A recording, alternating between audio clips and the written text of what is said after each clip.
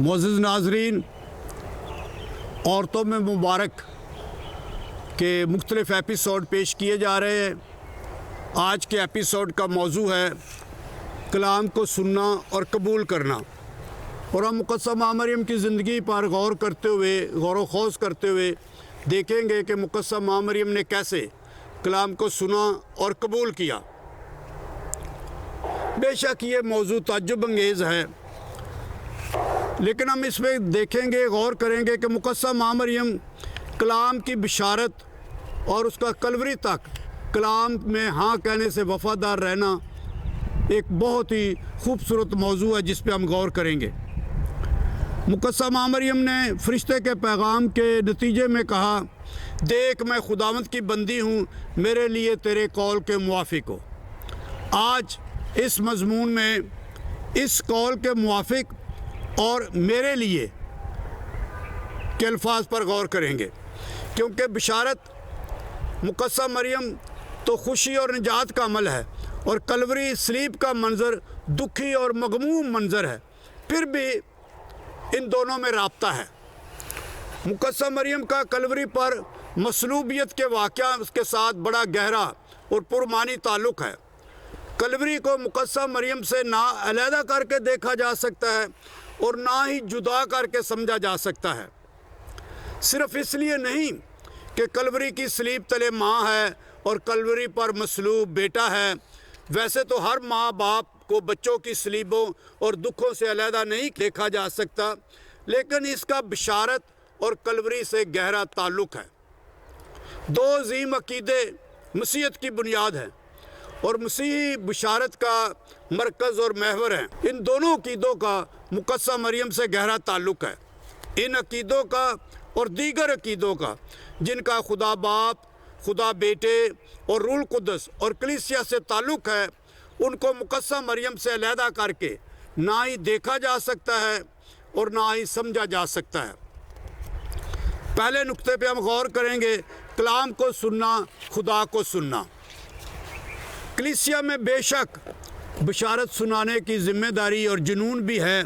कहीं कहीं कलीसिया कलाम की खादमा बनने के बजाय, कलाम सुनने के बजाय कलाम की मालका बन जाती है, और ये रवैया दुरुस्त नहीं है, और कलाम सुनाने को अपना फ़र्ज़ अज़ीम समझती है।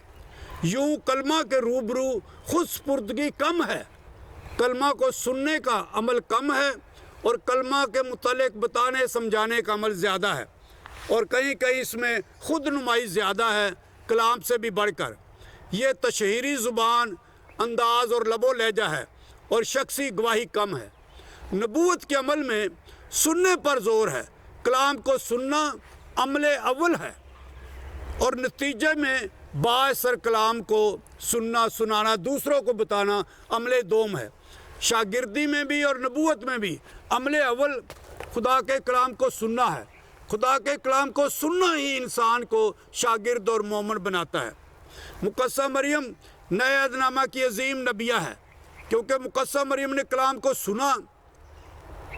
सुनना और सुनने का अमल दूसरों के कानों तक, सुनने तक महदूद ही नहीं, ये समायती अमल ही नहीं कि सिर्फ सुन लिया, बल्कि कलमा को सुनने के मानी अपने बातन में उतारना, दिल से सुनना और अपने बदन का हिस्सा बनाना है। इसे गोश्त और खून का हिस्सा बनाना है। मुक़द्दस मरियम ने खुदा के कलाम को अपने चाल चलन और तर्ज़ ज़िंदगी और रूहानियत और मुआशरत में अपनाया। खुदा को खुद में खुदा होने का मौका दिया कि जैसा भी खुदा चाहता है वो मेरी ज़िंदगी में काम करे, और यूँ अपनी मर्ज़ी और ख्वाहिशात, अपने चुनाव और फ़ैसलों से नहीं, बल्कि खुदा की मर्ज़ी के मुताबिक ज़िंदगी गुजारने का अहद किया। अपनी मर्ज़ी को खुदा की मर्ज़ी में देना, अपने मंसूबे को खुदा के मंसूबे की मुनासबत से बदलना, और अपने चुनाव खुदा के चुनाव जैसे बयान बताना। इब्रानी ज़ुबान में ये खुदा के कलाम को सुनने के मानी है। खुदा का कलाम को सुनना ही इंसान को नबी बनाता है। नबूवत की खासियत और ये सबसे पहली खूबी खुदा का कलाम सुनना है, सुनाना नहीं। अपने अंदर यानी बातन में उतारना, منادی کرنا نہیں، دوسروں کو بتانے کے بجائے پہلے کلمہ کو اپنے لیے سننا، اپنے اندر محسوس کرنا اور کلام کی تابع داری کرنا ہے۔ یہ وہ عمل ہے جو انسان کو مومن اور انسان کو نبی بناتا ہے۔ کلام مقدس کو گہرائی میں سننا، کلام کی تابع داری میں وسعت پیدا کرنا اور دل میں اس پر غور و خوض کرتے رہنا، خدا کے تعجبات پر، تعجب انگیز کاموں پر اور اس کے نجات بخش کاموں کی تعریف اور تمجید کرتے رہنا۔ عبرانی زبان میں خدا کے کلمے کے سننے کے معنی خدا کی ان باتوں اور کاموں کو ماننا، خدا کی باتوں کو قبول کرنا اور اس سے چمٹے رہنا اور اس پر قائم رہنا ہے۔ بہت مشہور حوالہ تثنیہ شرح کی کتاب اس کے 6 باب کی 4 آیت، سن اے اسرائیل کہ خداوند ہمارا خدا وہی اکیلا خداوند ہے، اور تو یہ اپنے لڑکوں کو بار بار بتا اور ان کی بابت ان سے ذکر کر، جس وقت تو اپنے گھر میں بیٹھے اور جس وقت تو راہ میں چلے اور جس وقت تو لیٹے اور جس وقت تو اٹھے۔ اور پھر یوشوا کی کتاب اس کے پہلے باب کی 8ویں آیت میں بہت مشہور حوالہ ہے، خدا یوشوا کو کہتا ہے اپنے سارے دل اور اپنی ساری جان اور اپنی ساری طاقت سے اور دن اور رات اس پر غور و خوض کرتے رہنا، بلکہ رات اور دن اس پر غور کرتا رہے، تاکہ تو اسے مانے اور جو کچھ اس میں لکھا ہے اس پر عمل کرے، کیونکہ تب ہی تو اپنی راہوں میں اقبال مند ہوگا اور تب ہی تو کامیاب ہوگا۔ یوشوا کی کتاب اس کا پہلا باب 8ویں آیت۔ کلام پر غور کرتے رہنا، عمل کرتے رہنا عقل مندی اور سرفرازی کا باعث بنتا ہے۔ مزامیر کی کتاب میں زبور 119 جو طویل ترین زبور ہے، یہ تمام تر زبور خدا کے کلام اور خدا کی شریعت کے متعلق ہے۔ اس میں خدا کے کلام کو حفظ کرنا، خدا کے کلام پر دھیان کرنا، غور و خوض کرنا اور خدا کے کلام کو راہ کے لیے روشنی اور قدموں کے لیے چراغ بنانا یہ شامل ہے کہ خدا کا کلام تاریکی میں راستہ دکھاتا ہے، بھٹکے ہوئوں کو راہ راست پر لاتا ہے اور گمراہ کو واپس راست راہ پر لاتا ہے تاکہ کسی کو چوٹ یا زخم نہ لگے۔ لہذا عبرانی زبان میں لفظ سننا، کلام کو اپنے اندر لینا، قبول کرنا اور اسے عمل میں لانا اور اپنے لیے خوشنودی اور شادمانی بنانے کے معنوں میں ہے۔ خدا کا کلام سننے سے روح کو تازگی اور شادابی ملتی ہے، روح کی زرخیزی بڑھتی ہے، زندگی پھلدار ہوتی ہے، زندگی میں وسعت اور کشادگی آتی ہے۔ خدا کا کلام بے اثر نہیں ہے، وہ اپنی تاثیر اور اپنی قدرت کے ساتھ آتا ہے۔ اشعیاء نبی کی کتاب اس کے 55 باب کی 10 آیت اور 11 آیت میں لکھا ہے، اور جس طرح سے کہ آسمان سے بارش ہوتی اور برف پڑتی ہے اور پھر وہاں واپس نہیں جاتی، بلکہ زمین کو سیراب کرتی اور اس کی شادابی اور رویدگی کا باعث ہوتی ہے، تاکہ بونے والے کو بیج اور کھانے والے کو خوراک دے، ایسا ہی میرا کلمہ ہوگا جو میرے منہ سے نکلتا ہے، وہ میرے پاس بیکار واپس نہ آئے گا، بلکہ جو میں چاہوں اسے پورا کرے گا، اور جس بات کے لیے میں نے اسے بھیجا اس میں کامیاب ہوگا۔ اشعیاء نبی کی کتاب 55 باب 10 سے 11 آیت۔ اور اسی طرح عبرانیوں کے خط کا مصنف 4 باب کی 12 آیت میں لکھتا ہے، کیونکہ خدا کا کلام زندہ اور مؤثر اور ہر ایک 2 دھاری تلوار سے تیز تر ہے، اور نفس اور روح اور بند اور گودے گودے کو جدا کر کے گزر جاتا ہے، اور خیالوں اور ارادوں کو بھی جانچتا ہے۔ خدا کا کلام ہمارے سننے اور قبول کرنے اور خدا کے کلام کو اپنی زندگی کا حصہ بنانے میں، خدا کے کلام کو متجسد کرنے اور جنم دینے کے لیے جگہ اور موقع فراہم کرنے سے ہوتا ہے۔ یسوع مسیح نے فرمایا، میں تم سے سچ سچ کہتا ہوں کہ جب تک گیہوں کا دانہ خاک میں گر کر مر نہیں جاتا اکیلا رہتا ہے، لیکن جب مر جاتا ہے تو بہت سا پھل لاتا ہے۔ یوحنا کے مطابق انجیل اس کے 12ویں باب کی 24ویں آیت۔ جب خدا کا کلام قبول نہ کیا جائے تو وہ یقیناً اکیلا رہتا ہے، اور جب قبول کیا جائے تو وہ فضائل کی فصل اور روحانیت کی زرخیزی ثابت ہوتا ہے۔ یسومسی کی مشہور تعلیم اور آسمان اور خدا کی بادشاہی کی تمثیلوں میں متی کے مطابق انجیل اس کے 13ویں باب میں 7 تمثیلیں لکھی گئی ہیں۔ ان میں پہلی اور اہم تمثیل بیج بونے والے کی تمثیل ہے، اور پھر اس تمثیل میں پہلا عمل بیج کا بویا جانا تھا۔ خدا کے کلام یکساں اور کثرت سے بویا جاتا اور سنا جاتا ہے۔ کلام مقدس سے متعلق دوسرا عمل کلام کو قبولیت کا ہے۔ یہ فرق سطحوں اور معیاروں پر ہوتا ہے۔ سننے اور قبول کرنے میں قبولیت اور سننے کے درجے فرق ہیں، اور ایسا ہی بیج بونے والے کی تمثیل میں آگاہی دی گئی ہے۔ کلام مقدس کے متعلق تیسرا عمل کلام کا فضل، اثر، پھل اور برکت کی قبولیت کے معیار سے اعلیٰ معیار اور درجے سے ہے۔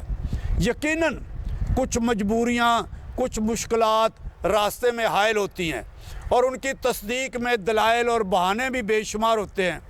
کچھ خارجی دباؤ ہیں، کچھ باطنی تناؤ، لیکن کلام کثرت سے پھل لاتا ہے۔ یسومسی نے کہا، پس تم بونے والے کی تمثیل کا بیان سنو۔ جب کوئی بادشاہی کا کلام سنتا ہے اور سمجھتا نہیں تو شریر آتا اور جو کچھ اس کے دل میں بویا گیا تھا لے جاتا ہے۔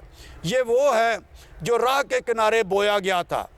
جو پتھریلی زمین میں بویا گیا وہ ہے جو کلام کو سنتا اور فوراً خوشی سے قبول کر لیتا ہے، لیکن اپنے اندر جڑ نہیں رکھتا بلکہ عارضی ہے، اور جب کلام کے سبب سے مصیبت یا ظلم برپا ہوتا ہے تو فوراً ٹھوکر کھاتا ہے۔ اور جو خاردار جاڑیوں میں بویا گیا یہ وہ ہے جو کلام کو سنتا ہے، پر دنیا کا فکر اور دولت کا فریب کلام کو دبا دیتے ہیں اور وہ بے پھل رہ جاتا ہے۔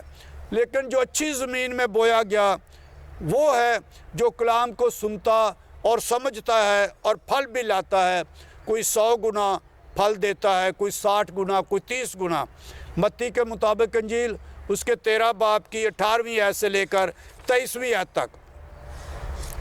کلام کو سننا اور قبول کرنا صرف روح القدس کی نعمت سے ممکن ہے۔